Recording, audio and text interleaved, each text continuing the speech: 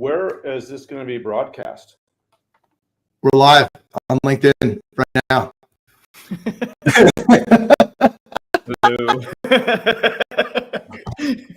That's a great question. Good time. Great way to kick it off. Well, everybody, thanks for joining us today.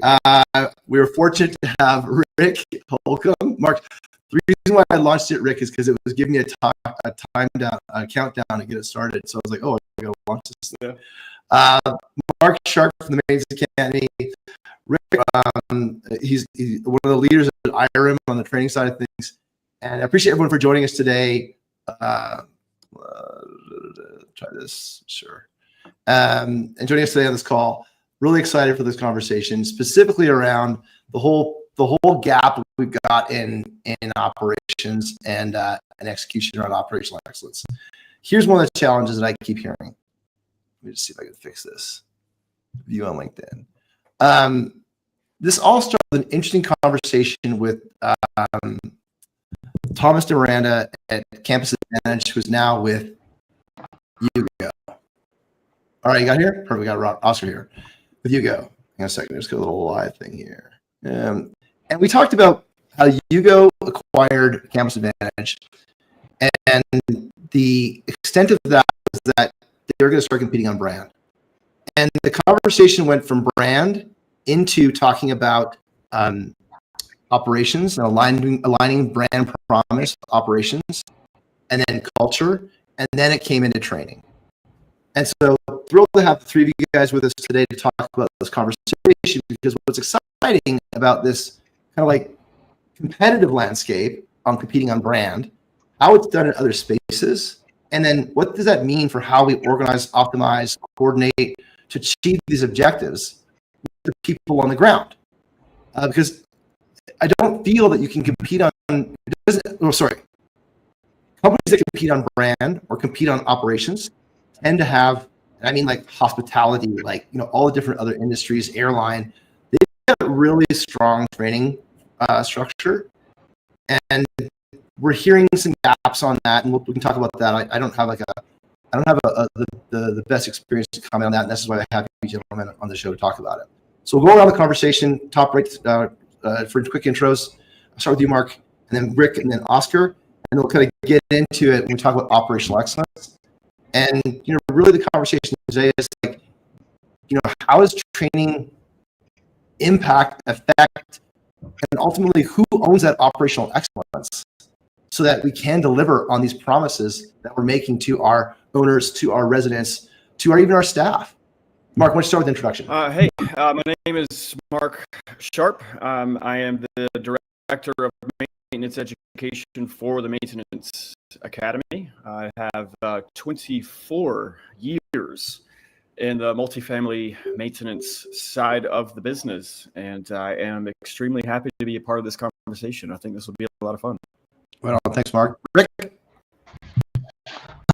hello, everybody. Rick Holcomb. I'm with Willow Bridge Property Company. Been in the business for about 28 years. I started as a builder-developer with a REIT, got into running properties with third-party property management company back in the Lincoln days. I left that to do unit renovations and value add for a rent company in Blackstone Lift for a while, and I'm happy to be back at Willow Bridge in a role that is supporting our facilities and maintenance teams nationwide, indirectly, but across the whole portfolio. And I just wanted to say that the training aspect and their support of maintenance operations is critical. We have 250,000 units under management across 950 communities, and we service 80 different clients. We've gone through explosive growth over the last 3 years, onboarding over 80,000 units. And if you look at turnover stats, this sounds staggering, but it's closer to industry norm. We have about 2,000 maintenance professionals that are staffing these properties. Our turnover is 46%. And if you do the math, that means that each year we're refilling about 1,000 positions annually. That's 4 per business day just to keep up. The growth I mentioned is adding another 500 employees on the maintenance side a year, and that's 2 more a day. So we've got a total of 6 maintenance hires we're incurring each business day. And these are the people that not only are critical to running our properties, but also I'd say, and many agree, that they really own the resident experience, move in and during the lifetime of our residents' tenancy. Wow, those are big numbers. We're going to dig in on that in a second. Oscar Rodriguez Aguila, 25 years of doing real estate management. I started as a janitor/maintenance technician, on-site manager, maintenance supervisor, done all the positions in property management. I became a certified property manager, created my own management firm, managed every type of residential properties, including affordable housing. And I have a clear understanding of what it is because we started from maintenance, and I think that the industry now more than ever is in need of a lot of changes. And I think Maintenance Academy, everything all of us are doing, it's kind of changing that mindset. Like I said, so doing this for 25 years, you kind of get an understanding of everything, A, B, C, D, and you have seen it all. No matter if the company is a big company, and I'm not going to say names, but there's big companies out there, and in the smaller, we're all having the same problems.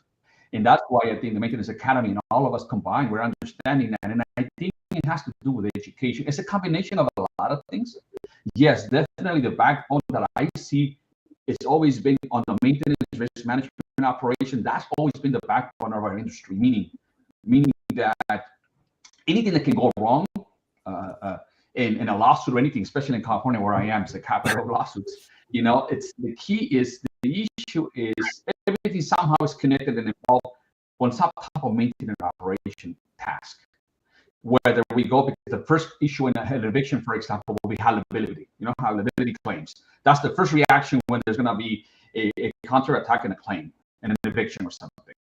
And it goes back to the bottom line too when it comes to the preventative maintenance schedule, all of those things. And I think it's a combination of that, but also the fact that our industry, especially those people that taking the executive decisions out there, to be more educated, and also their investors to be more educated about really what this is about.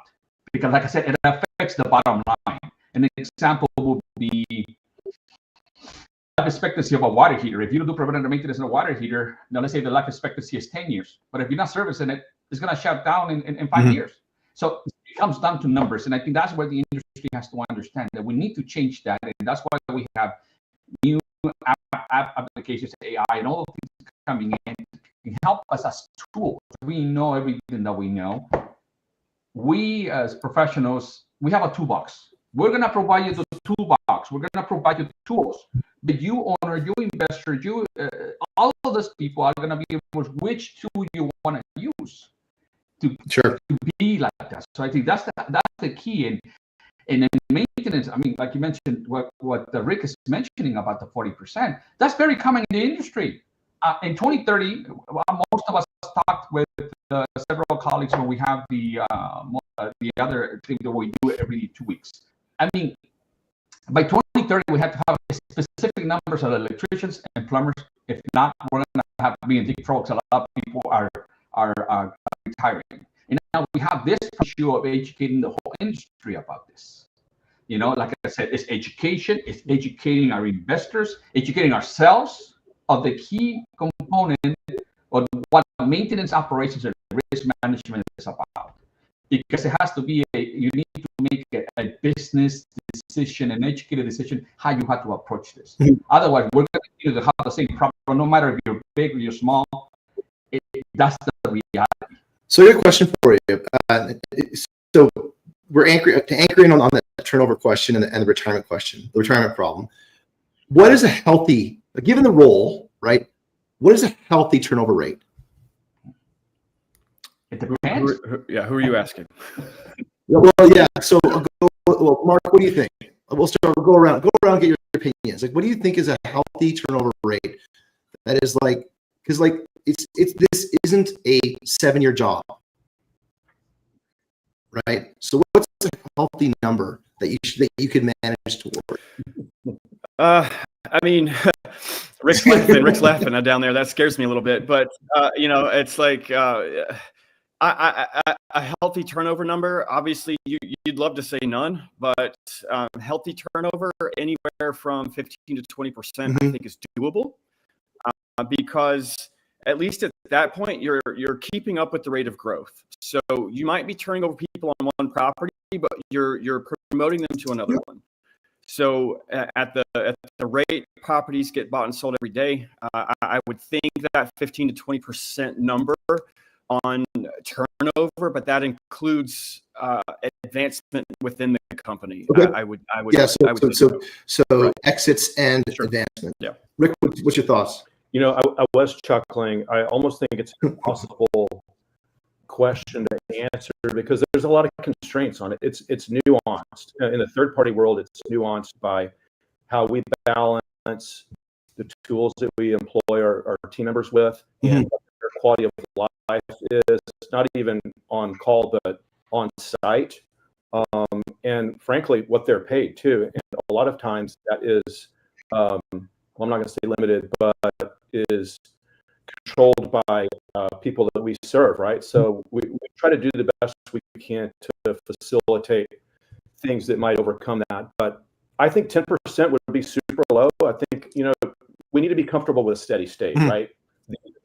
I was shocked that the numbers that I saw when I got here and I looked at other competitors was where it is. I think that's way too high. I wish we could do something, but I think control, and again, so we focus on the ones to backfill where we do have control. 10% would be way too low in my mind. I think something's wrong. You're stagnated, or there's something going on. I would aspire, and I don't want to overpromise and underdeliver. I like what Mark said about the 20% range, and like internally, personally, I would count myself as being highly successful if over 5-10 years in this seat, I was able to influence things and change parameters such that our turnover got down to 25%. Gotcha. Thank you. I'm going to anchor on this one for a second. Oscar, what do you think? I agree. I think ideally, right, we want 10%. Yeah. But the range is between 10 and 20, depending on what you have. And there's so many different factors. What I have seen in my end is that it's kind of, I'm sorry, but it's kind of pathetic that for $3, $4, $10, $5 more, we lose somebody who's really good to a competitor. Just imagine how much money you're going to be spending on recruiting somebody else and retraining, all of those things. Like I said, it makes more sense to keep talent than cost, because in the long run, that's what's going to happen. Of course. Well, what's interesting about that number, I appreciate you bringing up Rick in the intro, and it wasn't even planted, was like, there's a lot of writing about process and optimization, operational excellence, and kind of like the punchline is that we fall to the level of our systems, right? And if you take a look at the two choices you have out there to run a system, you can have incredible people like look at the soccer, for example, right? There's the German national team, and there's the Brazilian national team, right? The Brazilian national team is system oriented. The Brazilian national team is talent oriented. Okay? So the model of you can have incredible people and a very variable process, or you can have an incredible system and variable people, but you can't have both, right? And so if we have the assumption that we're going to be an optimal environment is 20-25%, as a goal and a target and a success rate, then we have to adopt a rigid system. Otherwise, we're doing the variable people, variable process, or variable system, which is a recipe for disaster. So, and to have that system in place, you got to have training. Yeah. So then it comes into, we're petitioning for training all the time and really battling for it. And not only when it gets budgeted, you even got to battle people's time to attend the training. Like, where is the connective tissue to operational excellence, which is what we want to try to achieve? So when I say operational excellence, what does that mean to you, Mark? Oh, wow. How long is your show? Yeah, well, yeah.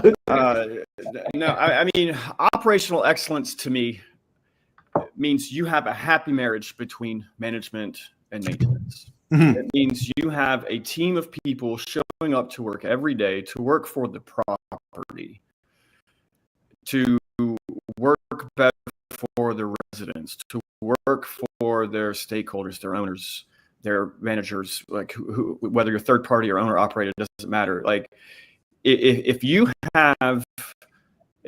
on a property and you have maintenance meetings every day and you know what's happening every day and you're communicating with maintenance to, hey, here are the move-ins today. Here's the stuff for this week. Here's the, and there is open communication. You have it made. That is great. Whatever you're doing, bottle it up, sell it, and you could probably make a lot of money giving that to other people who struggle with that. But having maintenance and management on the same page is operational excellence. Now, granted, I mean, there's a lot of little factors that can go in here and there, but the broad part of it, if you have that going for you, you're ahead of the game. All right, I like that point. Rick, what do you think? How do you imagine it? Life's interesting and third party. We've got a couple of people to serve, right? I'd say first and foremost, consistently delivering safe and reliable and responsive homes where maintenance issues are solved right the first time. Financially minimizing unit downtime and vacancy days, whether it's service ticket completions or using technology to get us to turn the units better by oversight management and also by tools and tasks and work order flow. I think too, look, our maintenance forces are the ones that take care and extend the useful life of building systems, whether it's HVAC, plumbing, even roofs. And they're the ones that execute preventative maintenance programs that reduce CapEx surprises and repair costs that are inflammatory to budgets and pro formas. The residents are one big piece of it. They have to have a seamless and high quality experience that builds trust, so they're more prone to renew and pay a fair price for the housing offering they're getting. But at the end of the day, we're in it to drive owner NI growth and maximize asset value for their portfolios. And there's just endless list of how maintenance feeds into that. Mm-hmm.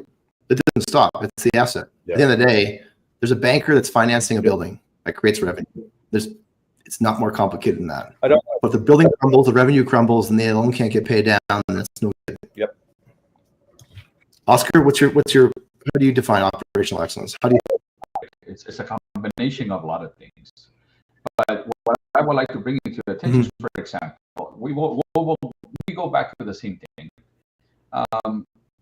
2020 during the pandemic, essential workers, maintenance were out there. Now we were grateful for them. You realize the value of maintenance operations at that point, plumbers, everything that they were, through the whole thing that we were going through. Here we are almost 5 years after. We go back to the same way we used to think in the past. Maintenance operation needs to be valued more. And like both of you mentioned, for those of us who, let's say I started as maintenance and I have a different perspective. Obviously, I went to leasing. For those people that, for example, started for leasing, they may have a gap or not understanding so much on the maintenance aspect. You see, like you say, there has to be a connection, like we're a family, right? Connect everything and the expectations and the demands and everything that goes, and that we have to hit a number, to keep our investors happy. It's a combination of a lot of things, but we must continue to do the same, but at the same time, continue to adapt. The key here is adapt. It's like we adapted with so many different things, and property management is no longer collecting rents and paying bills like it used to be back in the day. That's over. Now we're dealing with difficult challenges, disasters. California, January 2025, I just took a class with the state of California, how these 100 miles, how they affected, and how a lot of things, for example, mulch, now can be combustible. It could be can provoke things like that. You're learning to Mother Nature, and you see it's adapting and doing all of this and continue to educate ourselves, and not get so comfortable, eager to continue to learn. And that goes from all the way from the people from maintenance to executives to investors. I understand we have to meet a bottom line and a number, but we also have to educate ourselves better that in order to have longer gratification of your investment, you need to do preventative maintenance. You need to do all of those things. You continue to be willing to evolve within the times in order to be successful. Because at the end, if we don't educate ourselves properly and all this, and don't use the proper wiser and be more effective and work smarter instead of harder. But we have a long way to go. And a lot of us need to be the ones who change the movement about that and do that, because otherwise we're going to continue to face this rock. No matter if you're a big company or a small company, everybody's facing the same situation. Mm-hmm. And where does the buck stop? Like, where does it start? Like, we talk about like the budget for training, and open the conversation. The budget for training equals the budget for operational excellence, because you can't have one without the other. So, and the outcome could be owned by different people along the organizational ladder. Ultimately, we're talking about running efficient operations here. So, like, where does that budget sit? What's your experience of where that budget sits?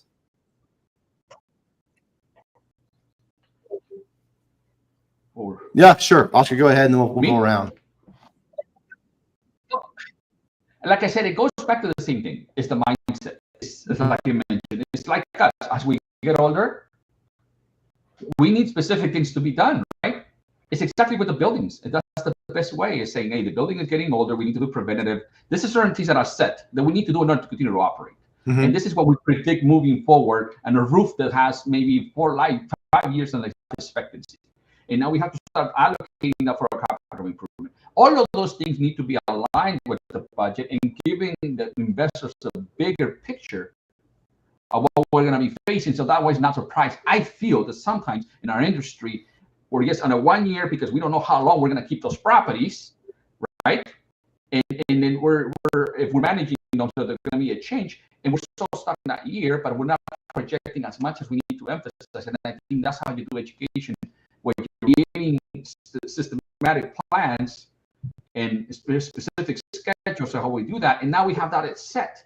And then we can continue with the goals. Because, for example, if you're not able to detect water issue leakage and all those things, that costs money. That money never comes back. Right. The issue with vacancies, too. If we're not effective in doing that, depending on what area you are, it could be a rough neighborhood. There's so many different dynamics. You need to adapt to the circumstances. What worked, what didn't work, and then continue to keep that. That's the only way to do that. But it has to be, like you say, on a budget. Yes, there are numbers. But a lot of the times with my clients or the people that I try to consult with and tell them, this is not just numbers. This is how this is why this has to be. Well, I think that the challenge, though, the challenge that I keep hearing is that you've got the budget that's held at the property level, and you've got a discipline that's enterprise-wide. And so, I mean, it's interrupted you there, just with, like, in terms of, like, how does that, is that going to solve itself? How does it solve itself? Like, Rick, what have you seen? You know, I think the answer to the question is that it sits in a partnership, right? Mm-hmm. I think, and I appreciate your question, where does the buck stop? And there are tasks and objectives that need to have a single owner, because many times if more than one person is in charge, then no one's in charge, right? But one thing I like about Willow Bridge is the willingness of all of our leaders to get together. And I just got back from another 2-day session, and we talked about this very thing mm-hmm.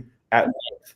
And I feel like it can't be one person, right? I feel like it has to sit with a partnership that both sides, training and maintenance and operations, all have to support in. At Willow Bridge, we're in development. I mean, we made great strides to deliver a full bouquet of offerings, whether it's in-person instructor-owned little hammy maintenance in minutes. That's not even to mention all the technical certs and local community industry related. But here's the thing. The ops leaders need the training, and they have to support personnel to take the time to attend, right? There's an investment cost too, and that either comes out of our property management expense or it comes out of our property expense at the behest of the owner. Likewise, the platform has to be many things. The training platform has to be relevant. It has to be up to date. It has to meet all the needs. It has to be worthy. It has to be desirable. And if it's not any of those things, and if the ops leaders don't do any of those things too, then there's no marriage, and it doesn't happen. Mm-hmm.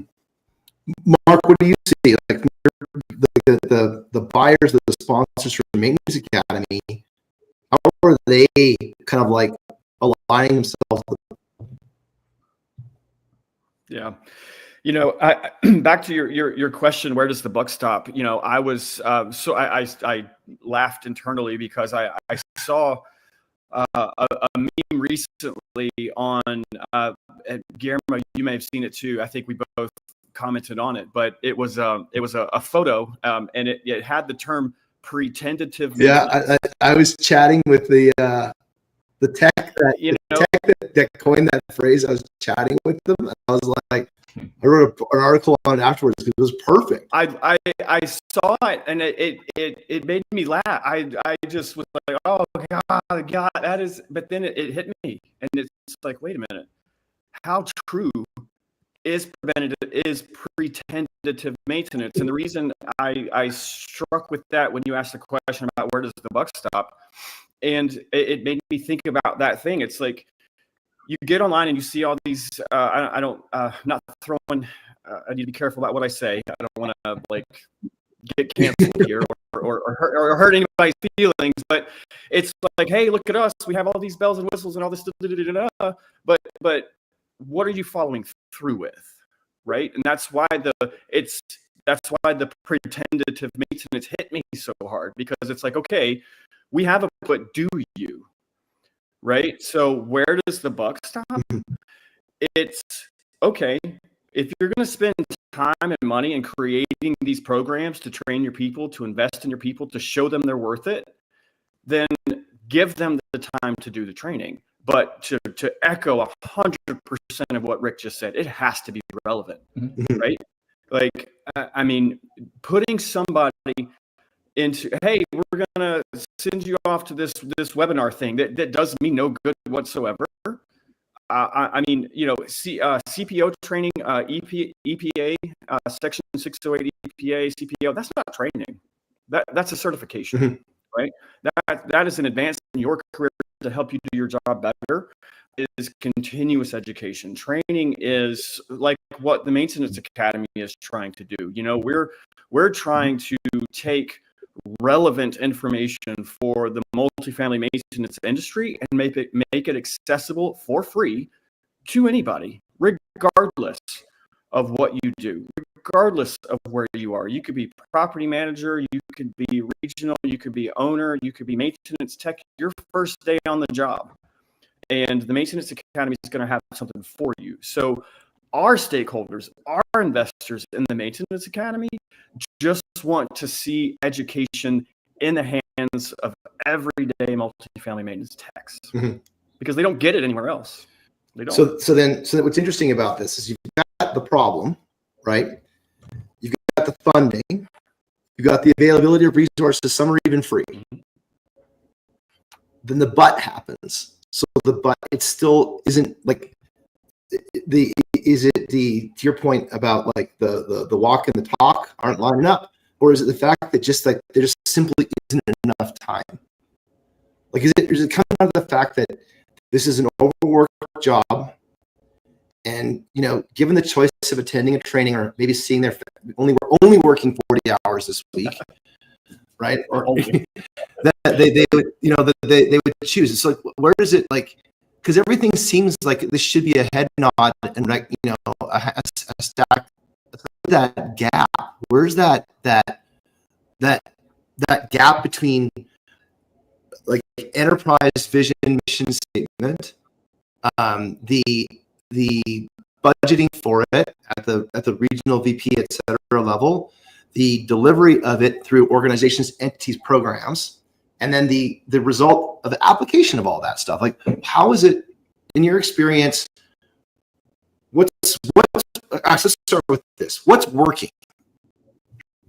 And then we'll stop with what's not working. So what's working? Rick, what's working at Willow Bridge? Well, what works is when we have cultural awareness, right? And Mark's right. You could have all the things, but if people don't want to do it, they're not going to, right? That's right. Or you could have the best of all the things, and if the budget or the time or the leadership are not there, then it doesn't even matter, right? So again, I think it has to sit in a partnership, and I think that partnership is what the successful companies will develop into their culture. And so I'll go to Mark. Do you see that partnership is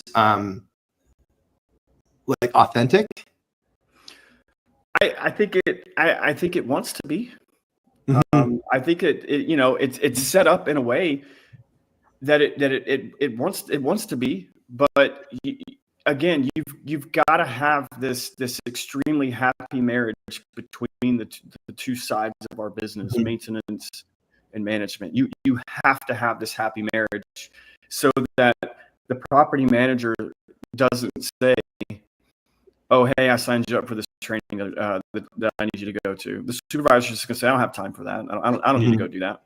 Well, I mean, how exciting is that? So it on the other side of that, I think Rick just said it, but about it being relevant and somebody having the systems and somebody wanting to go and be a part of it. That's the biggest step that I think maintenance needs to take. Companies have these programs, or a lot of companies are building these programs, but these maintenance guys have to be willing to actually go and learn something. And I think a lot of them choose to just stay in their norm, stay in their busy, stay in their, I'm too busy for that, I don't have time for that. So a lot of the challenges that we're currently struggling with, maintenance has to shoulder a good portion of the responsibility because we're not willing to leave our properties to go and get the training that our companies are investing in. Interesting. So, Oscar, in your background, and this is like just play right into your whole last 25 years on the way more than once. Why were you different than your peers? I was eager to learn. I was eager. I was motivated. I wanted to grow. I was, I always, I'm a go-getter type of person, and I think. Did you look around? 20 years ago and realize that you were just different? Like the person that hired you, did they hire you because you were a go-getter? I don't know if I knew that I was different. I just knew that I wanted to learn. Yeah. In my case, listen, I was born in Mexico. Came when I was 10. Now I'm close to 50s, 47, 48. So you see, perhaps I had a different programming, perhaps because I came from a different culture. Coming here to the States, I actually felt in California, I felt like I was at home. I was assimilated un-American. I mean, it took the U.S. government in 2004 to recognize me officially as being an American, but I've always said American. I was born an American, with Mexican culture and heritage. So I had to do that, the immigration experience, and like I said, seeing things from a different perspective and learning, willing to grow, willing to be part of a nation and grow. And I think that was the key for me. The reality is there's a lot of talent out there. I go to high schools, for example, and I talk to them about maintenance. There's a lot of people, let's face it, a lot of people are not going to go to college. That's not on their radar. This is a opportunity. How many times we have heard about the next millionaires, maybe plumbers and electricians. And this is a golden opportunity for our industry to bring people that really want to go ahead and learn. And when I go to high schools, many high schools over here, I talk to them about property managers, my journey, inspire them. And I tell them maintenance is the great way. You can become a maintenance technician, learn so much. Eventually, you can become a contractor and come back to the industry, give works for the rest. You see, there's so much potential. And I think younger generations are becoming more aware of our industry. And that's going to be the key about the future. And I'm optimistic that us and this end, whether no matter management company is, we need to understand the possibility of the value of those people trying to come in our future. Because as we stand right now, we're struggling, but this may be the golden opportunity that's going to change that. Where there's younger generations coming in and being interested because they have a different mindset. Younger generation, for example, has a different mindset. I have a 20-year-old daughter, so I'm trying to understand them, but you have a different mindset.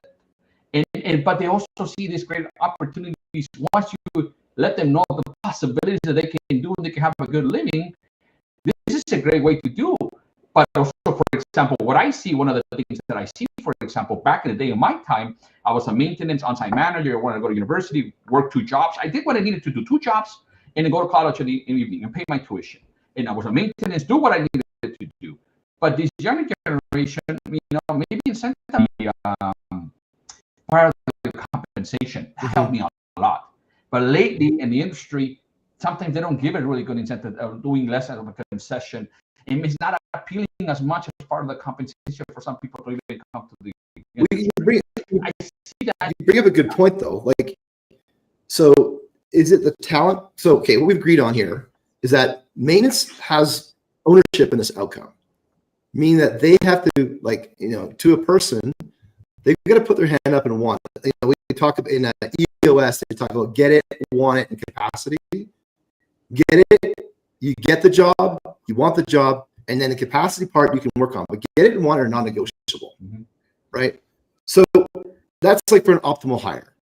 Are we in a suboptimal hiring environment where we kind of got to take the person at the heartbeat that takes the job, that applies the job? And so the question I've got is it the pool of talent or is the job that we're offering? Like, is it the supply side or is it the demand side? Like, is the job that we're offering too reflective of what nobody really wants? Or is it the talent doesn't want the job that we're offering? Like, I realize this is kind of like esoteric, but like chicken and egg, but is it really a job that nobody wants to take? Are you including the compensation in the definition? Of course, the compensation is part of it. Because that's ultimately feed and breed, fight or flight. We gotta put food on the table, right? Yeah.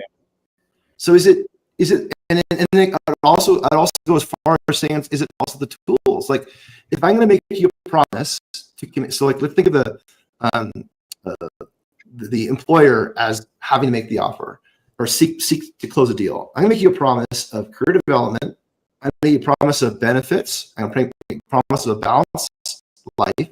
These aren't unfair things to offer and consider. I'm going to promise you good tools that are in a safe working environment. Right? Those are pretty reasonable things to expect from an employer. Do we make that promise and then violate that trust, violate that offer, or do we just, like, is it just a tough job? And we're pulling from a pool of talent that's being paid more. Like, because we're getting down to the point that we got to have people who want it, get it, and want it, and then we're going to train them up to fill them up, to grow them and develop them, and then in order to achieve operational excellence, compete on brand, compete on culture, compete on all those things, the intangibles, then it feels to me like we've got a bit of disconnect between what we're offering and what they want to buy. Because I'm kind of like Oscar, your point, this is all different. Everyone's different from like how we grew up, and you and I are practically the same age. And yeah, I grew up different than what my kids are growing up. But then, and we talked about adaptability earlier. So is it that we're selling stuff that no one wants to buy? I don't think so. I hope not. I think, oh wow, the maintenance side of the industry, we're in the process of digging ourselves out of a hole. Okay. We got very complacent with the cost of material. We got very complacent with being able to, instead of learning how to repair things, we started teaching a generation of people how to replace things. Okay. So we have an entire group of individuals running our like decision makers, financial decision makers on our properties who were taught to replace, not repair. So now to your question, there needs to be some adjustment in there. Are they just not buying what we're selling? It's that we're now trying to hire people with all of this skill set, and they don't have it because we haven't been teaching the skills. We've been teaching how to replace this, not fix it. So you've got a generation of people who don't know better, and it's not their fault. They were just taught how to do it that way. And now we need to get those individuals retrained into how to be the fix it, how to be a repair technician, how to be a maintenance technician professional. And so the new kids, the new people coming into the industry, you mentioned career development. It's, hey, welcome to your first day on the job. Here's your keys. Here's your phone. You go on call tomorrow. Good luck. Go see your supervisor. Right? What's Right. And so, okay, well, what happens if I do A? Do I get to B? If I do B, do I get to C? What is that path? And a lot of people don't have it, and that's okay. It's not a bad thing. It's just I think you have an industry of people right now on site who are replacers, and so you're trying to hire people who can be replacers, but you're hiring replacers, but you want them to be repairers. But the people who are doing the teaching don't know how to tell them how to do it. And so that's where you need to hire, in my opinion, we need to be hiring for people who want it. You can teach to get it. Okay. But right now, you've got to have people who want to learn, who want to show up, who want to get better. Chances of somebody walking through your door right now with 20 years experience, certifications, can do anything is slim to none. I mean, it happens, but those people are set in their ways. They're set on their property. They're doing very well with what they're doing, and they're not going to leave anytime soon. How do you? I agree with Mark. I think Mark it has a point on that. And like there's many other combination of a lot of other things. Like I mentioned, what is the incentive? We're not willing, as an employer, if I want somebody who's good, but sometimes I'm not willing to pay somebody who's 25 years doing this for that, for that compensation. I want to pay cheaper because that's the mindset of the industry. Then at the same time, some of them may be set up with their own ways already. They don't want to learn to adapt. Also, that person does not have already hit the ceiling. What is the incentive for them? What is the incentive for them? And then like I mentioned, let's say in my case, if you have somebody who you give good compensation, back in the day we used to give a good compensation, and we used to give an apartment a unit, and they were sometimes on call. Somebody was willing to go somewhere else, like, man, I'm happy here, I'm settled, I have a housing, all of this. I'm not gonna go somewhere else for $4. But lately, the industry has changed that a lot with the compensation very, very, very limited when it comes to the compensation of the home, because they're technically paying rent because they're looking at the financial number. They're not looking at the long term of having a good talent there. And that's also a problem. Now, a lot of the compensation out there in the industry doesn't really include, very unlikely that it includes a 100% compensation of the unit. So that also is a challenge. And like I said, it's so many different things. But what is the incentive? And just to Mark's point, you cannot bring that a maintenance person has. We're here for troubleshooting, just doing what we need to do. And some people that I have seen coming from the industry of construction think it's so easy, and they've been very unsuccessful in maintenance operations. Why? Because we do troubleshooting. It's a different mentality and a different approach how we do things. Okay, so we're connecting the people, the hiring, the compensation. We're back to the people thing. So that problem is, the contentious conversation, because it's also sometimes it feels like that's someone else's problem. But Rick, you're hiring 6 people a day.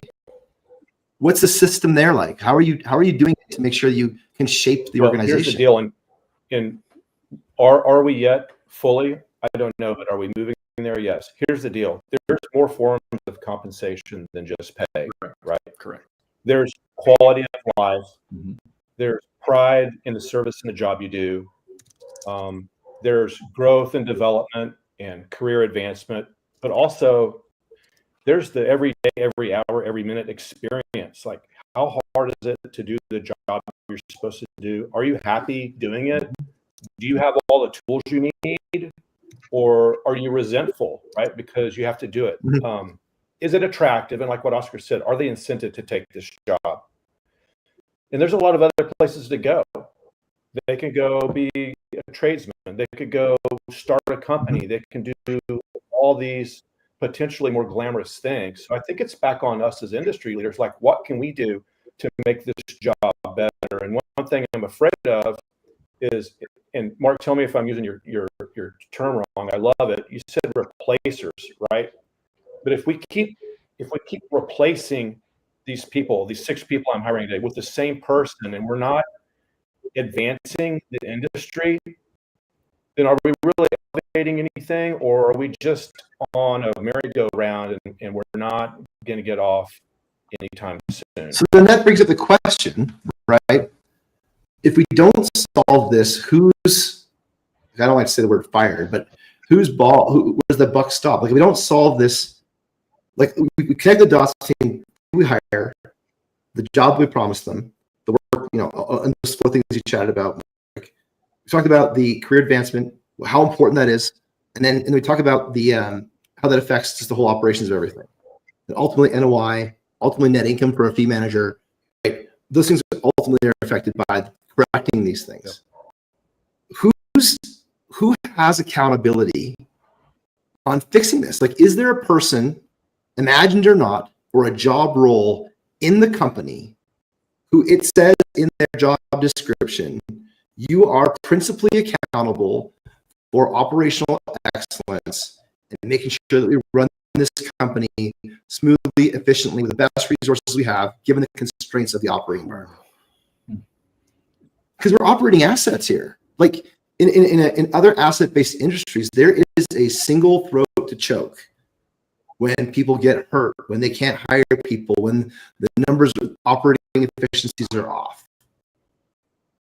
That single throat choke, is it so diffused across all the different roles, and we can excuse away the way that the business works with the fee manager relationship with owners, etc.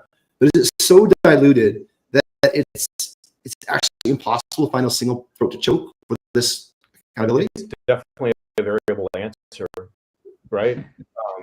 It's definitely a variable answer, but I think all of the answers, all the variety of answers, would go to leadership. But leaders know this, and is there a big, huge, like, the storm where it's like what the leaders are talking about in Dallas, Irvine, Atlanta, completely different than what's happening in Kansas City, Poughkeepsie, but all the different towns? Like, is it just completely different? Well, like, is it like those old, like, you think of The Office, right? Those motivational posters on the wall, like. Success is going to be more closely found where the corporate view is at the site level and values those employees and is making commitments in their infrastructure and their processes and their procedures and their employee offering to make it better. Mm-hmm. Yeah. And Guillermo, I did not have Poughkeepsie on my bingo card today, but kudos for bringing that in. That was amazing. I think on the leader side, you have to have committed leaders. You have to have leaders who actually buy what the company's selling. Mm-hmm. But then not only that, you can have a ton of people know what the culture is, know that, yes, like Rick's point too about how things are there are more things.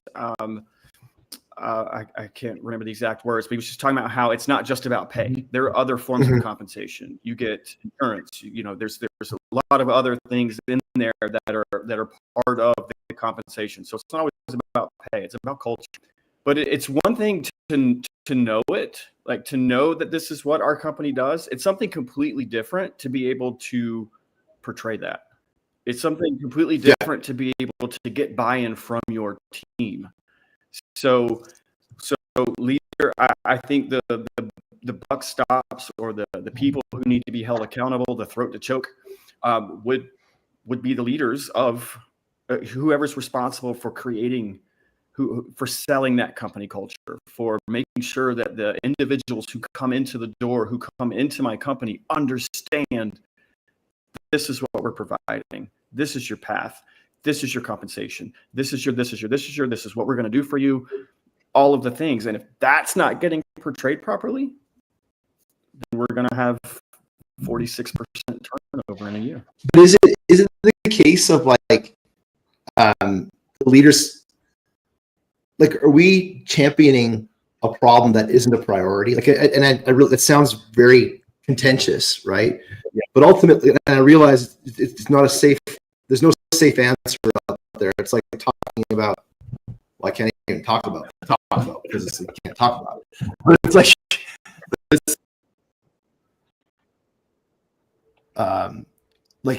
it's not that, it's not, rather than being good enough or aspiring to being excellent, it's like it's not hurting us right now too much.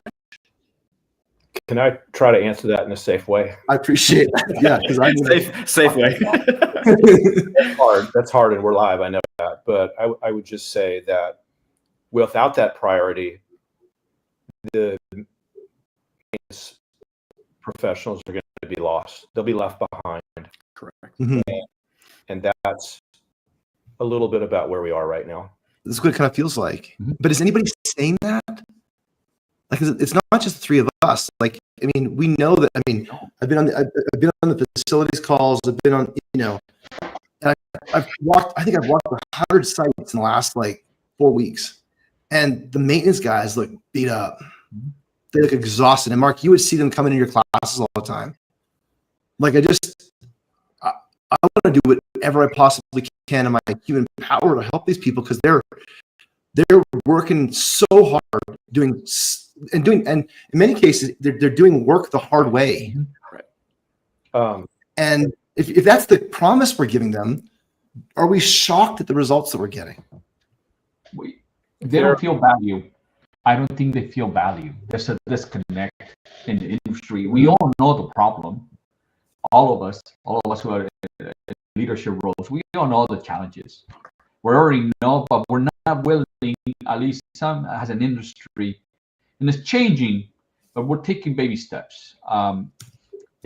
We know it's a problem. I wish we had the same energy. We would emphasize the same type of energy on that as, for example, when we were dealing with the pandemic and some properties were not getting paid money, and we were working and had to adapt about getting some money, let's say from the government, that they were helping with rental assistance. You see, and we had to react so fast, and we did that, for example, here in California. You see, there was a lot, just as we're so aggressive on meeting the budgets and the rent increases and all of this, I wish we can have the same type of energy to emphasize that on maintenance in order to bring the gap of disconnection. And the people in maintenance, like I mentioned, 2020, we value them so much, and now here we are 5 years, and we go back to, they feel not value. They don't feel value. They don't feel part of something bigger. And until we don't, as leadership, don't put that emphasis on how important they are, because they're the backbone. Without this, there's no tenant satisfaction. There's no rental income. You see, that's the problem, I think, in leadership. Is sometimes leadership see it from the top up instead of leading from the bottom up, meaning from the operation aspect, from all of those things. And until we don't do that, we're going to continue to struggle. This is not rocket science. We know the problem, but we need to damage ourselves. And like I said, we have opportunities with the new generation coming in, the technology, the maintenance academy, making it all available, all of those things coming in. We have the opportunity to do something better, but are we willing to? And are we willing to do it as an industry to be on the same page and do that? That's the challenge. That's the question we need to ask ourselves. And I think the thing that we forget is, what if I don't do this? Right? Like, there's a real null alternative that is a disaster. Like, if we don't do this stuff, there will be job openings that are not filled, and then you end up just lowering your standard. Maybe you try and increase pay. Maybe you just go without. Make the work, and then you do the kind of the trick of, I'm going to pay you $1 more, but make you work 25% harder. Like, or $2, you know what I mean? And that's like not being really authentic in your offer. I'm going to make you use old tools. I'm going to make you use old technology. I'm going to make you use 9 different systems, 12 different systems. Like, so is it we're now, and it's tough. This is a crisis, and call it out as a crisis, and never waste a good crisis to raise the profile. So if we could implement one change and go around to strengthen the ownership around, we're talking in the same box. There's OpEx, training, culture, right? One change tomorrow to strengthen that ownership for the operations function. What would it be? I'm going to go back to say we need to develop a cultural awareness and priority of this. So like kind of a couple of things we've talked about. And I would think that the leaders that take action and exemplify the solutions that are going to lift the industry are going to do a couple of things. I think they're going to attract the talent that they need, and I think they will be benefited. I think the entities or the leaders that don't will slightly be left behind and would hopefully find more duty to try to mimic those things and bring everybody up. Because eventually the jobs won't get filled. Well, they'll have to, or they're going to get hero points for, having to come in an hour early and listen to voicemails and manually transcribe a work order in order to get things fixed, right? But there's people that are proud to do that, and I think we need to make their life better. Mm-hmm. Yeah. Oscar, what do you think? I agree with Rick. But the reality, what I always want to say is, like I say, I mean, we're predicting what's happening, what's going to happen. We already know what may happen, right? We already know it. The perfect example, like I just mentioned to you in the past, 2030, we have to have a specific numbers of electrician. I mean, that's already, or plumbers, it's already happening. It's are we willing to prepare ourselves and stay your talent that you have, and how do you make to be ahead of the game? We don't have a lot of time. The reality is we don't have a lot of time. And it's not like this isn't a contentious outcome. Like people use climate change as an example of big scary things that could happen. This is going to happen. Yes. There's a 100% certainty that this is going to happen. There is zero doubt that we're 2025 right now, 2035. So in 10 years, maybe we're not in these jobs, but by 2030, you're not going to be able to, you can't hire, you're not going to have anybody, there's no butts in seats. There's a certainty around that. And so Mark, we talked about culture so far, talked about leadership, like walking the walk. What do you see? One change we can make.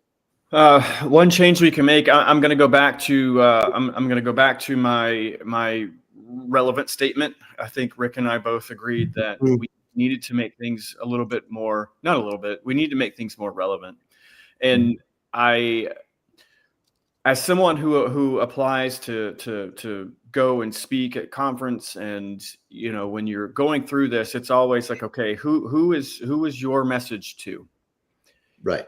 And sometimes you get some information back. Like, we're looking for sessions on AI for leasing, leadership, all of these things. And then the very last one at the bottom, it says anything maintenance. Mm-hmm. I applied to speak a session at NMHC, and there's 2 maintenance sessions out of all the sessions that were proposed. That's the problem. That's the problem. Right.